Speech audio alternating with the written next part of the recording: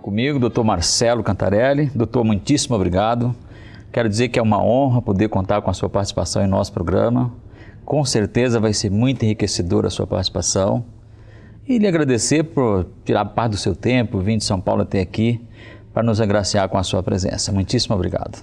Eu que agradeço, João, a oportunidade de estar novamente aqui. Para mim é uma honra, é um prazer e eu agradeço o espaço para a gente então fazer esse bate-papo e falar sobre prevenção e a gente divulgar a nossa campanha que a gente coordena no Brasil todo, que é a campanha Coração Alerta. Suas especialidades, doutor, é cardiologia clínica e cardiologia intervencionista. Qual a diferença entre essas duas especialidades? É uma ótima pergunta, né? A cardiologia intervencionista, ela é uma área de atuação dentro da cardiologia, como se fosse uma especialidade dentro da especialidade. O intervencionista é aquele cardiologista que trabalha com catéteres, tá certo? Então é ele que vai fazer o exame de cateterismo e é ele que vai tratar algumas doenças do coração através de catéteres, ou seja, uma forma minimamente invasiva, sem fazer incisões, sem cortar o corpo, sem operar, a gente consegue então desentupir as coronárias e fechar alguns buraquinhos que não se fecham no nascimento, no caso de crianças, abrir válvulas que estão se fechando, trocar, hoje até a gente consegue trocar válvula, no caso da válvula aórtica, sem precisar de cirurgia. Então esse é o trabalho do intervencionista. A tecnologia avançou muito, né, doutor? Muito. A cardiologia intervencionista é uma especialidade, digamos assim, muito nova, porque a primeira angioplastia coronária, e a angioplastia coronária é aquele método em que o médico vai com um balãozinho e desentope a coronária que está entupida, que está provocando um infarto, e implanta aquela malhinha de metal que é o stent. A primeira angioplastia feita no mundo foi em 1977, então é muito recente. Recente. Então o avanço tecnológico dentro dessa área de intervenção, ele é muito rápido.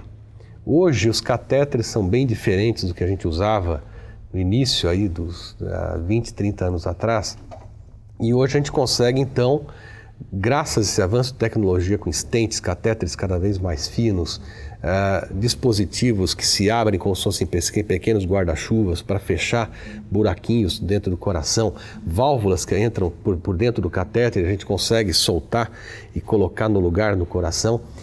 Tudo isso é muito recente, né? De 10 anos para cá que a gente tem essa questão de troca de válvula e tudo mais, e é um negócio fantástico. Por quê? Porque a gente consegue oferecer hoje um tratamento minimamente invasivo, rápido, seguro, com baixo índice de complicação, baixa mortalidade, em que a pessoa faz o procedimento hoje, amanhã está em casa como se nada houvesse acontecido, sem nenhum corte no corpo. E o mais importante, que hoje a gente consegue oferecer isso para uma população em que a gente não conseguia oferecer nada, que são aqueles pacientes que têm um alto risco de fazer uma cirurgia. Os idosos, por exemplo, acima dos 75 anos, 80 anos, onde há um alto risco cirúrgico da pessoa, de repente, não sair da mesa de cirurgia. Então a gente consegue oferecer para essa população um tratamento que vai aumentar a sobrevida com qualidade de vida e com mínimo de invasibilidade. Poxa, como é interessante, né? Doutor, morar numa cidade como São Paulo, uma vida corrida, como que está o brasileiro, especialmente o que mora aqui, que aqui não temos tempo para nada, essa que é a verdade.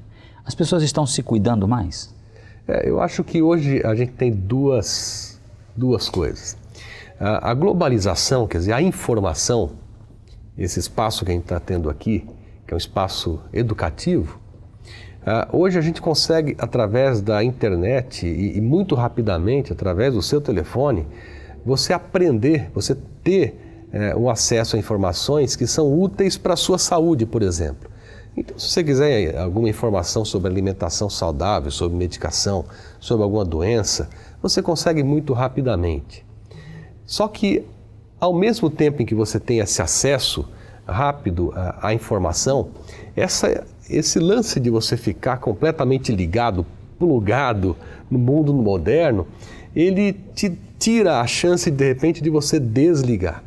O que acontece muitas vezes na vida moderna, e isso a gente pega desde as crianças até a gente, é que você muitas das vezes, durante o teu dia, você não consegue desligar do teu trabalho.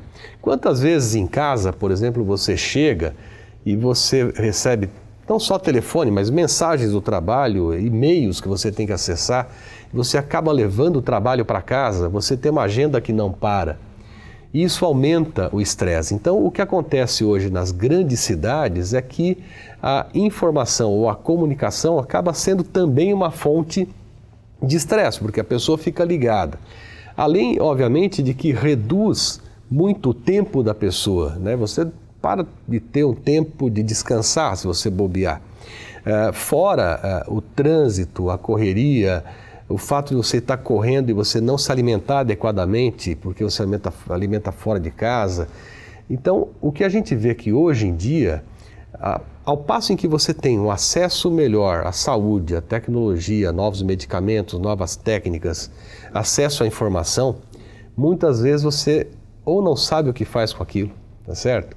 Ou não tem tempo de desfrutar aquilo, ou o que acontece, tudo isso acaba sendo uma fonte a mais de estresse. E aí a gente acaba prejudicando a nossa saúde. A gente vê um aumento a cada ano expressivo da obesidade, do estresse e, consequentemente a isso, aumento de doença cardiovascular, que ainda no século XXI é a doença que mais mata no mundo todo. Doutor, quais são os aspectos negativos que mais interferem na saúde do coração? Eu colocaria que são os fatores de risco cardiovascular. Esses fatores de risco são aqueles que cientificamente são comprovados e que eles vão levar a algum problema cardíaco no futuro se você não cuidar. E o principal problema é a doença coronariana, que vai levar a angina, que vai levar a infarto, que pode matar.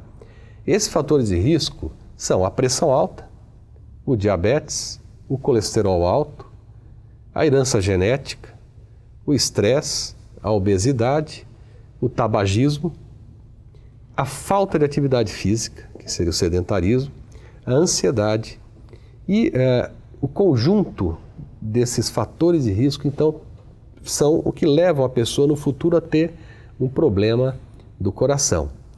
E eles são imbricados, então, por exemplo, a pessoa que é sedentária, ela tem maior tendência à obesidade. A pessoa obesa, maior tendência ao diabetes e à pressão alta e ao colesterol. Então é uma bola que vai interligando esses fatores de risco. E basta a pessoa ter um deles para ter o risco de ter um evento, ou seja, de ter um infarto no futuro. E quanto mais esses fatores a pessoa tem, se ela tem 3, 4, 5, 6, maior é o risco. É o que a gente considera uma pessoa de mais alto risco para ter um infarto nos próximos 10 anos. A partir de que idade a gente começa a ter esses sintomas, doutor?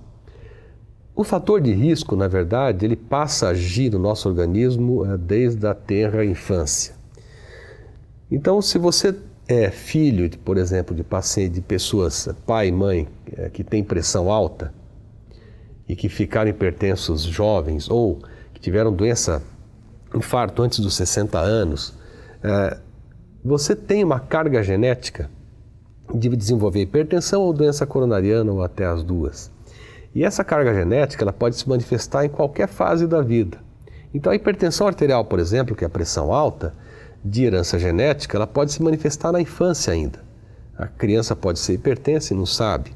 A dislipidemia, que é a alteração do metabolismo do colesterol dentro de uma hereditariedade, ou seja, de uma transmissão genética, pode acontecer na infância. Então, esses fatores de risco, eles podem estar presentes na infância e a gente não sabe. E muitas vezes a gente vai achar ou vai fazer o diagnóstico quando vai no médico depois da adolescência, até quando adulto jovem, e a coisa já está instalada há um pouquinho mais de tempo. Mas é óbvio que, na maioria das vezes, a pessoa tem a tendência genética E essa tendência genética pode até não se manifestar durante a vida, ou quando se manifesta, vai se manifestar na idade adulta. Manifestar a tendência genética depende também de fatores ambientais, ou seja, da sua conduta de vida. Então, se você já tem uma genética desfavorável, por exemplo, e você come de tudo, engorda, não faz atividade física, não está nem aí, vai propício. Fuma e etc., é uma bomba relógio, quer dizer, você está andando na linha do trem. Então, se você é uma pessoa que se cuida, faz atividade física, alimentação legal, você faz check-ups preventivos e tudo mais, mesmo que você tenha uma herança genética, você já está se cuidando e você está protelando em muito o aparecimento de algum problema. Doutor, quando se fala em problemas no coração, dentro de uma família, desestabiliza todo mundo, né? Está entre as doenças que mais matam hoje? A doença cardiovascular é a que mais mata no planeta. Desaparecem do planeta Terra 17 milhões de pessoas por ano. É uma grande São Paulo que some do planeta todo ano. Então é muita gente. Com esse problema? Com esse problema. No Brasil não é diferente. No Brasil também a doença cardiovascular, o infarto, é a doença que mais mata. São mais de 100 mil pessoas que morrem todo ano no Brasil por infarto do miocárdio. Uma pessoa a cada 5 minutos. Então é muita gente. E a gente precisa trabalhar para reverter essa estatística. De que maneira? Educando, mostrando quais são os fatores de risco e o que a pessoa tem que fazer para prevenir. E também educando as pessoas a saberem quais são os sinais e sintomas de infarto e o que fazer no caso de infarto, a procura do atendimento imediato. Por quê? Quanto mais rápido o médico desentupir a artéria que está entupida, provocando infarto, maior a chance de a pessoa sobreviver. Então, reduzir as mortes por infarto é uma atitude para todos nós, não só para os médicos, porque o infarto ele começa no teu trabalho, em casa, que você tem que ter a capacidade de você identificar, puxa, eu posso estar tendo infarto, ou puxa, minha mãe pode estar tendo infarto com esse sintoma que ela está tendo aí. E aí, saber o que fazer, levar ao hospital. Então a informação ela é muito importante, porque não adianta nada você chegar com um quadro de infarto com várias horas de evolução. Você pode não chegar, metade morre antes de chegar. E chegar muito tardiamente, você pode não sobreviver ao infarto, porque a mortalidade vai estar acima de 30%, ou ter sequelas do infarto, que podem ser graves. Então, reduzir mortes por infarto, a gente chama que é uma atitude para todos. E o acesso à informação é muito importante. Tanto que nós lançamos a campanha Coração Alerta há 2 anos e meio, nós estamos agora no 3º ano da campanha. É uma campanha organizada, idealizada pela Sociedade Brasileira de Hemodinâmica e Cardiologia Intervencionista e da Sociedade Brasileira de Cardiologia. São 2 sociedades cardiológicas fortes no Brasil que idealizaram essa campanha e que levam essa campanha que é informação através das mídias sociais. Então nós temos o site, que é o www.coraçãoalerta.com.br, temos o Facebook, o Twitter e o Instagram. De uma maneira democrática, a gente traz no site todas as informações justamente para tentar reduzir essa estatística ruim, que é ruim no Brasil, que é ruim em todos os estados. Em qualquer estado do Brasil que você fizer o levantamento, infarto do miocárdio é a doença que mais mata. Doutor, só para a gente não fugir um pouquinho, até porque assim, eu considero que esse nosso bate-papo aqui é utilidade pública 100%. E assim, quando se fala do tanto de gente que perde a vida por ano no Brasil, eu acredito que nosso amigo deve estar preocupado. Então assim, eu ia pedir para o senhor justamente para o senhor poder estar falando quais são os sinais de uma pessoa que está próximo a ter um infarto. E se caso a gente tiver alguém assim na família, o que fazer, como fazer para tentar prolongar a vida dessa pessoa? Isso é extremamente importante. Para você ter uma ideia como isso é importante, a Sociedade Americana de Cardiologia, são 2 sociedades americanas, elas colocam dentro de nós temos o que a gente chama de guideline ou diretriz, enfim, é um documento grande direcionado a todos os cardiologistas americanos e do mundo, e que tem lá como se trata infarto e tudo mais, e quais são os problemas a serem resolvidos. E o principal problema, o primeiro problema no enunciado dessa publicação, que traz como problema, é a falta de orientação das pessoas sobre quais são os sinais e sintomas de infarto. Ou seja, por quê? Se a pessoa não tivesse orientação, não adianta nada. Ela não vai chegar para ser atendida a tempo.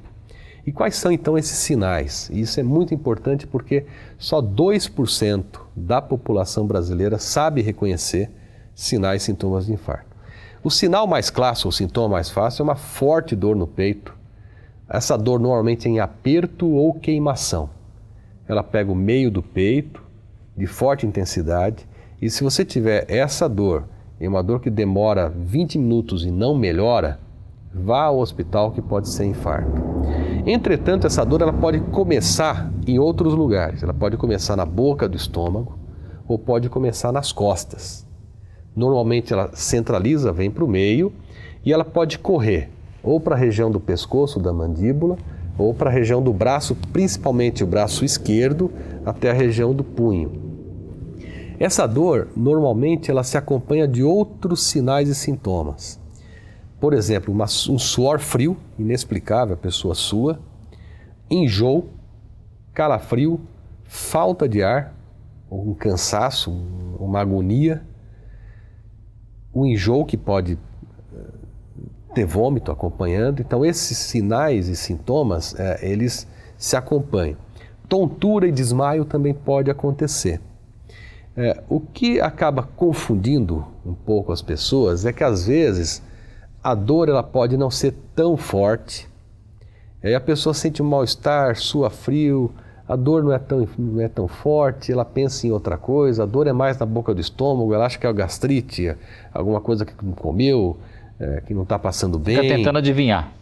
Exatamente, e começa a pensar em outras coisas, né? Será que eu vou ter uma enxaqueca? Será que eu tenho uma indisposição? Comi alguma coisa que não fez bem? É muito importante a gente salientar que tem alguns grupos de pessoas em que o sintoma do infarto pode confundir bastante. Porque a dor pode não ser muito forte, muito típica, que é aquela dor no peito forte, que são as mulheres, as pessoas que têm diabetes e os idosos. Então, essas três pessoas, a dor ela pode ser mais fraca ou até imperceptível, ou a dor ficar só um pouquinho nas costas, mas o que vai chamar atenção nessas pessoas é mais a questão do enjoo, a questão do suor, a dor na boca do estômago, a dor que corre para o braço. Então, qual que é a dica? A dica é, qualquer sintoma que a pessoa tiver acima do umbigo, na região do tórax, diferente daquilo que você sentiu, puxa, esse negócio é diferente, nunca senti isso, vá ao hospital para tirar dúvida. Não espere ficar em casa, não use medicação, não fique esperando. Por quê? Porque o tempo é importante para o tratamento. Quanto mais rápido você for ao hospital, melhor. Aí como é que eu faço isso? Puxa, se você estiver com alguém, a recomendação, obviamente, o melhor transporte para se chegar ao hospital é uma ambulância. Porque você já pode começar a receber o tratamento na ambulância. Então aciona o SAMU, vem, eles levam ao hospital. Puxa, não tenho como levar. Tudo bem, se a pessoa que está com você tem um carro, coloca você no carro e vai. Puxa, eu estou sozinho, eu posso ir dirigindo? Essa é a pior opção. Por quê? Porque você pode piorar os sintomas do infarto dirigindo, de repente ter um desmaio, até bater o carro. Mas se for a única opção de você chegar ao hospital for essa, então você vai acabar tendo que fazer isso. Doutor, o nosso papo aqui está super interessante, mas vou fazer um intervalo pequenininho e a gente volta em 2 minutinhos. Até já.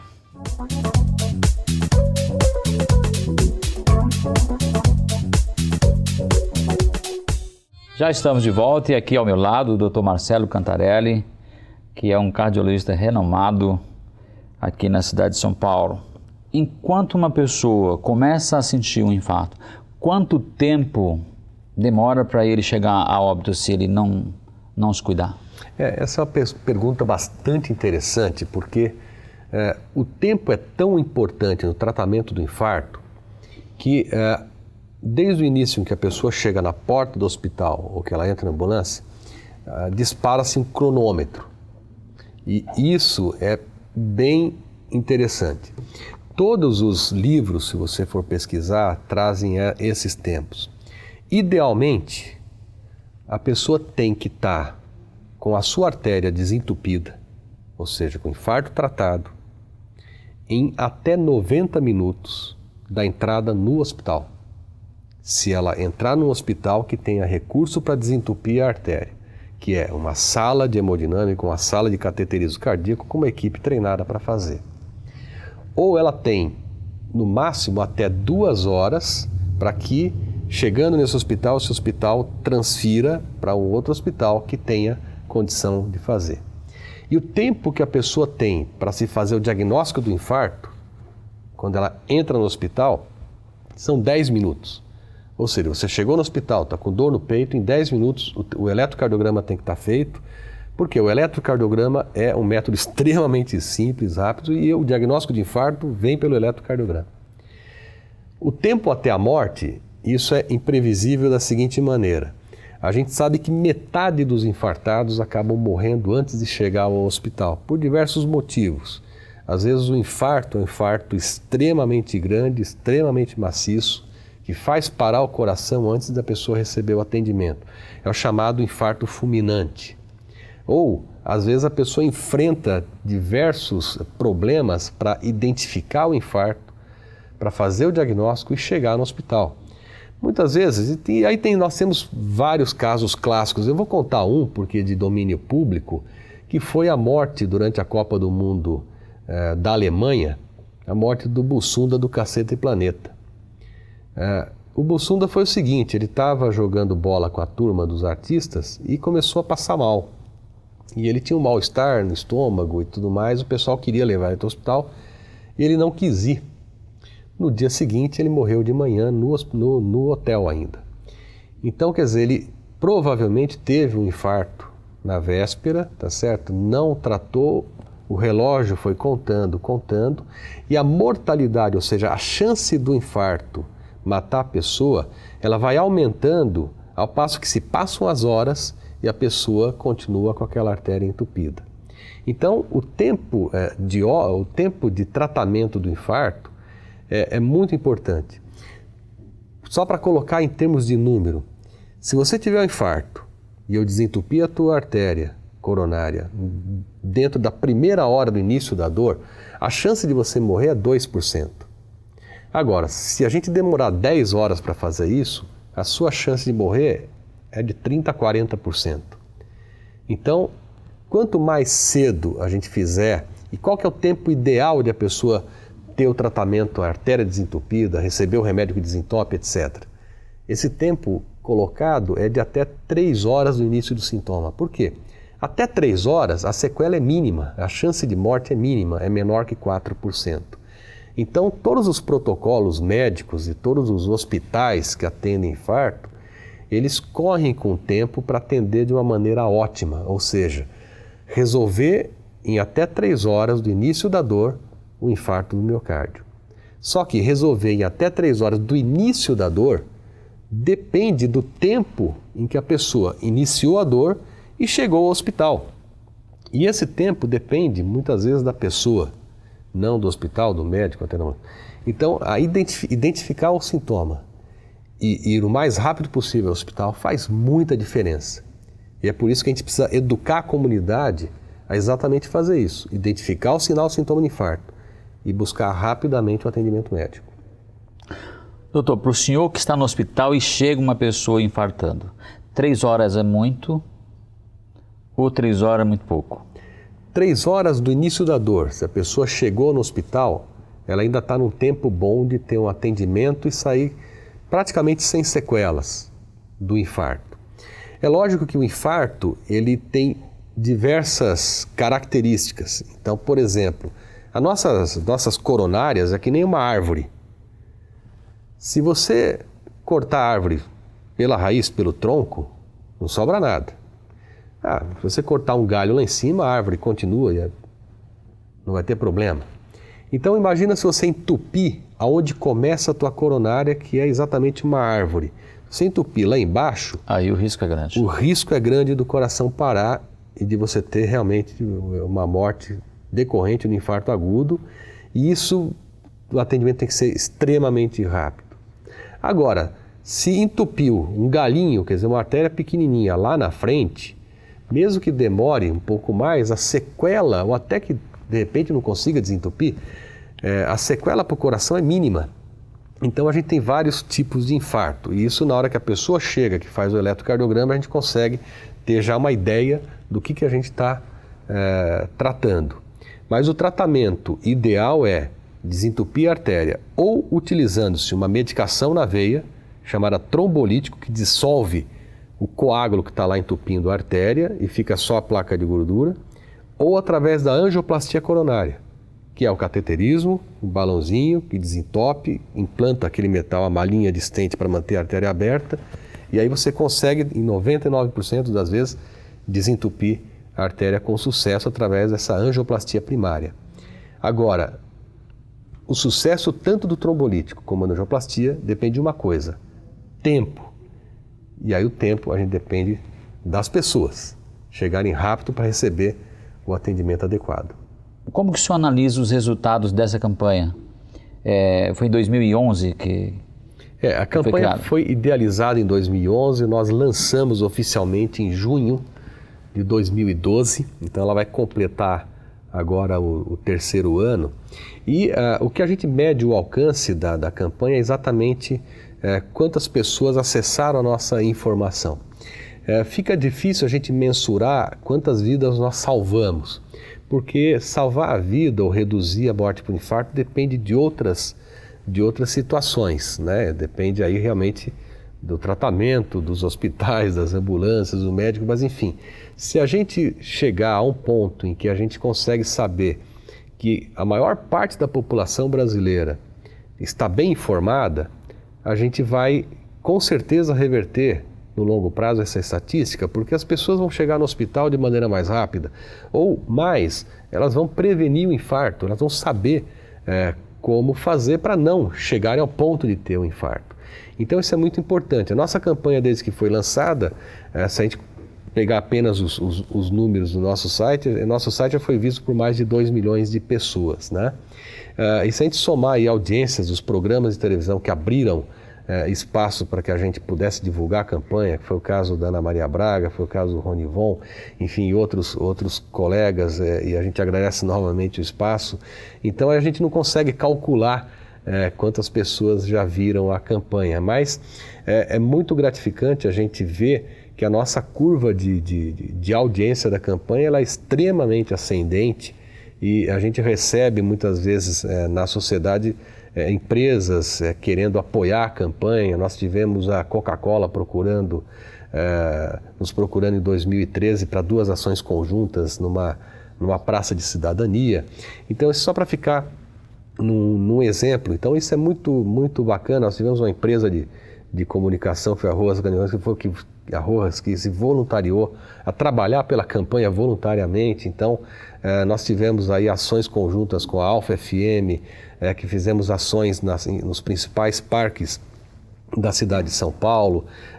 A gente vai ter uma ação agora com a Rádio Bradesco também em praças. Então, tudo isso traz uma coisa muito bacana, que a gente vê que são pessoas que se voluntariam a ajudar a campanha, já que a nossa sociedade é uma sociedade científica, sem fins lucrativos, e a gente realmente depende dessa corrente do bem para que a gente possa atingir o nosso principal objetivo, que é reduzir as mortes por infarto no Brasil. Olha, doutor, vou deixar aqui porque aqui na nossa região nós temos uma população aproximada de 3 milhões de habitantes. Eu acho que é um número relevante. Através do nosso canal no YouTube nós temos acesso do Brasil inteiro, e sempre que o senhor tiver, de repente quiser fazer uma divulgação da sua campanha, o programa está à sua disposição para que a gente possa também contribuir de uma forma direta aí com o nosso amigo telespectador. Não hesite, não precisa ficar acanhado, basta falar: João, eu preciso fazer uma chamada no seu programa, e o programa vai estar de portas abertas para receber o senhor. Mas eu tenho uma curiosidade, porque quando se trabalha com esta máquina que chama coração, eu sei que não são todos que chegam lá com problema que o senhor consegue salvar, mas assim, quando o senhor se depara com uma situação dessa que não consegue, como que fica o Marcelo Cantarelli? É uma situação difícil. Eu digo que a formação médica, talvez a faculdade de medicina, seja a faculdade que mais muda a pessoa. Você entra menino, tá certo? E você sai diferente, porque você convive, né, com a vida e com a morte, isso diariamente. E você entra na faculdade de medicina, no meu caso, entrei muito cedo, né, um ponto fora da curva, entrei com 16 anos, me formei com 21. Mas para você fazer a cardiologia e a cardiologia intervencionista, são mais 6 anos de formação, então são 12 anos de formação, são 12 anos de estudo para a gente receber o título pela Sociedade Brasileira de Hemodinâmica e Cardiologia Intervencionista. Então, a gente é preparado. Agora, por mais preparado que a gente seja para enfrentar essas situações ruins, porque realmente é extremamente gratificante, e a nossa especialidade, a gente faz a diferença, ou seja, você fazer uma angioplastia primária no infarto, você salva a vida, e você tem essa noção, que a pessoa iria morrer se você não fizesse aquilo que você está fazendo, e ela sai viva, é ótimo. O duro é quando você perde essa batalha. Por quê? Porque a mortalidade do infarto não é zero. Mesmo que você receba o atendimento correto, a pessoa pode, de repente, ter uma arritmia, uma parada cardíaca que você não conseguir reaver. Por mais que a gente seja treinado para ser frio nessas situações, a gente nunca a gente é humano. E a gente pensa, e a situação mais difícil é quando você vê e vai conversar com a família e você percebe assim, a importância, quer dizer, aquela pessoa em todo aquele círculo, né? E eu tenho, obviamente, na minha vida várias situações que agora, você faz a pergunta, vem na cabeça, que realmente tocam muito o nosso coração. Então, Dia das Mães, que foi recente, um dos casos que realmente não sai da minha cabeça foi uma mulher grávida que infartou. É extremamente rara essa situação, mas acontece. E ela estava muito grave, e eu sabia que ela iria provavelmente morrer. Dificilmente se salvaria. Dificilmente, mesmo a gente tendo feito o tratamento, né? E na hora que eu saí para falar com a família, eu vi que quem estava do lado de fora era uma menina que não tinha 10 anos de idade, do lado do pai. Então você vê, puxa, quer dizer, além de ter o tal nenezinho, ainda tem uma criança, e o que eu vou falar agora? Quer dizer, então essas situações são situações que realmente a gente nunca vai esquecer na vida, né? São situações que a gente nunca esquece. Mas que a gente tem, o que eu peço, o que eu tenho a noção quando eu estou trabalhando, principalmente dentro da sala de hemodinâmica, com os auxiliares de enfermagem, os técnicos, e a gente está lá numa situação de infarto agudo, que é uma situação que você tem que atender rápido, as coisas têm que funcionar, é uma guerra contra o relógio, tá certo? Eu tenho que pensar o seguinte, eu tenho que ser a última pessoa a ficar nervosa nessa situação. Eu tenho que ser a pessoa mais calma, eu tenho que deixar, se todo mundo aí na sala quiser ficar nervoso, não tem problema, mas eu tenho que ficar calmo. E eu consigo dessa maneira ficar muito calmo para trabalhar, porque, primeiro, eu estou fazendo aquilo que eu seu melhor. Gosto. Você tem que amar o que você faz para você fazer isso. E você tem que dar o teu melhor. E ali é a hora de você aparecer e dar o teu melhor e fazer o melhor pela pessoa, independente do resultado que vai ter. Você tem que ter a tranquilidade. Primeiro, se você sabe o que você está fazendo, se você tem o conhecimento, você fica tranquilo. É duro que você está enfrentando uma situação que você não sabe o que fazer. Aí o estresse é muito grande. Mas se você estudou, você é competente, você sabe o que vai fazer, você antecipa os passos, você tem como manter a tranquilidade. E se você sabe quais são todas as complicações que podem acontecer naquele problema, naquele momento, preparado. Você já está preparado, você já está com tudo preparado para seu coração parar, você fazer a cardioversão, você dá tal medicação, você foi treinado para isso. Então, você tem que estar e você consegue ficar tranquilo. É lógico que depois que você faz o tratamento e se por acaso não deu certo, e realmente a emoção pega nós todos, nós somos humanos, nós somos máquinas, né? E aí, na hora de conversar com a família, sempre é uma situação que é o momento mais difícil. Nos toca bastante.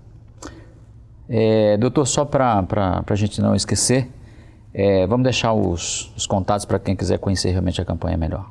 A campanha Coração Alerta, eu vou pedir, é o único pedido que eu vou fazer, para que acessem o site, que é o www.coraçãoalerta, tudo junto.com.br.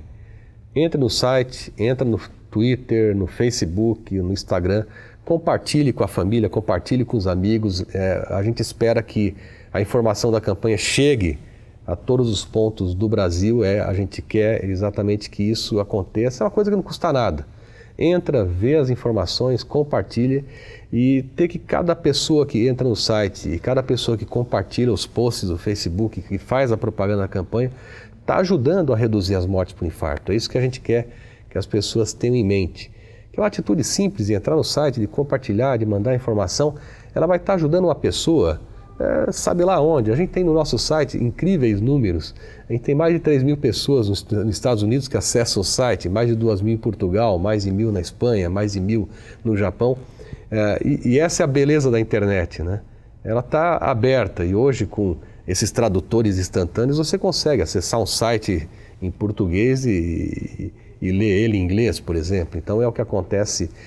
Então a gente pede que as pessoas vistam a camisa da nossa campanha. Nós temos também uma camiseta que a pessoa entra lá no Facebook, consegue ajudar a campanha pegando a camiseta.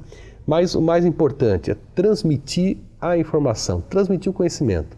Com isso, você vai estar ajudando várias pessoas, mesmo sabendo que você não está ajudando, você vai com certeza ajudar. Doutor, muitíssimo obrigado, foi um prazer recebê-lo aqui novamente. Eu conversei com o doutor Marcelo Cantarelli.